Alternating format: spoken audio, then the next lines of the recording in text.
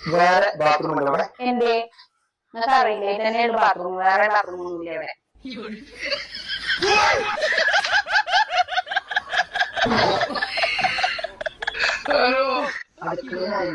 ആ ഇങ്ങനെ തിന്നക്കണ്ട് എന്തെങ്കിലും കൊണ്ടു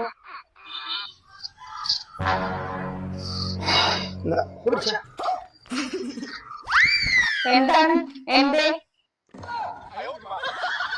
തലക്ക് സുഖല്ലേ? പക്ഷേ ഇങ്ങനെ ഭ്രാന്തനെയാണല്ലോ കിട്ടിയത്.